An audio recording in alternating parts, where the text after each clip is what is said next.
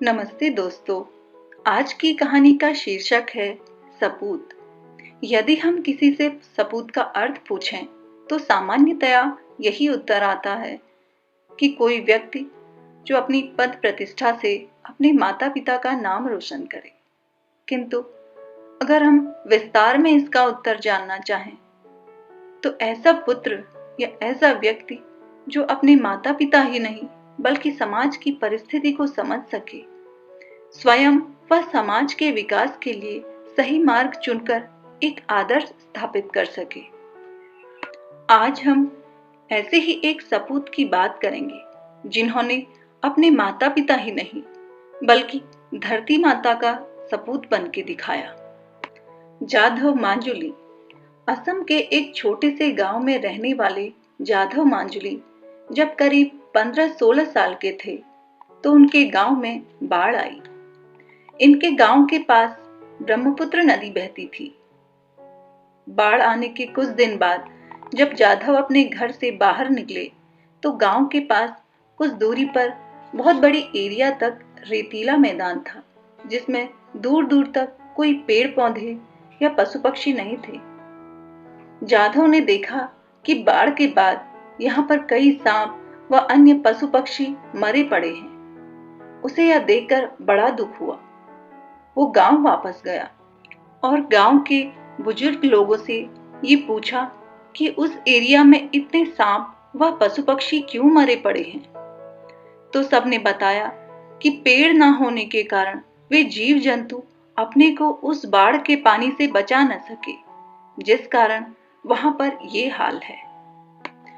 जाधव बिना किसी की प्रतीक्षा किए सीधे वन विभाग के पास गए और वहां पर वृक्षारोपण करने की मांग की, किंतु वन विभाग ने उत्तर दिया कि वह जमीन बरसों से बंजर पड़ी है, वहां पर कुछ भी नहीं उग सकता और अगर तुम चाहो तो कुछ बांस के वृक्ष वहां पर उगाकर देख सकते हो।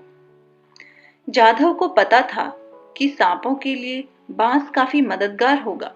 उन्होंने मात्र 15 या 20 पेड़ों से वृक्षारोपण की शुरुआत की और अकेले हर रोज नियम से जाकर उन्होंने उस एरिया में वृक्षारोपण शुरू किया।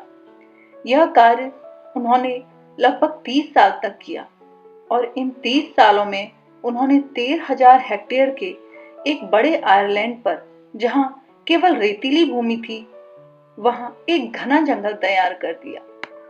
इस प्रकार उस घने जंगल में कई जंगली जानवर, पशु पक्षी रहने के लिए आने लगे।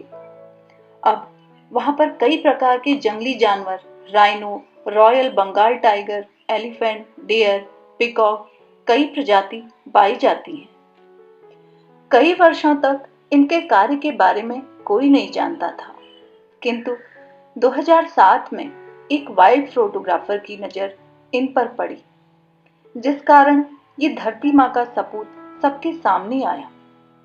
इनके अद्भुत कार्य के लिए जेएनयू ने इन्हें फॉरेस्ट मैन ऑफ इंडिया की उपाधि दी और अब्दुल कलाम द्वारा इन्हें विशेष सम्मान से सम्मानित किया गया।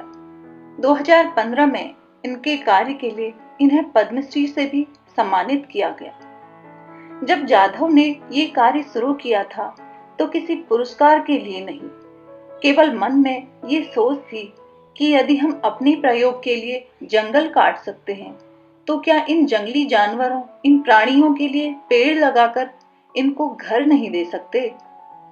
इनके इस निस्वार्थ सकारात्मक सोच ने आज लगभग 13,000 हेक्टेयर में एक घना जंगल तैयार कर दिया, जिसका नाम इनके नाम से मांजुली फॉरेस्ट रखा गया। दोस्तों, हमें भी जाधव मांजुली की तरह इस धरती माता का सच्चा सपूत बनना चाहिए। ज्यादा न सही, कम से कम कुछ विशेष उपलक्ष्य पर, कुछ विशेष पर्व पर कुछ पेड़ लगाकर हमें धरती माता को फिर से हरा भरा करना चाहिए। वृक्षों के अंधाधुंध कटान से उसके परिणाम स्वरूप अनेक बीमारियां, महामारी हमारे सामने आ रही हैं। कहते हैं स्वस्थ माँ ही स्वस्थ परिवार का निर्माण करती है। यदि हमारी धरती माँ स्वस्थ रहे तो ही उसमें रहने वाले सभी जीव जंतु स्वस्थ रहेंगे। अतः धरती माँ को स्वस्थ रखने के लिए हमें वृक्षारोपण करना है और एक सच्चे मायने में धरती माता का सपूत बन के दिखाना है।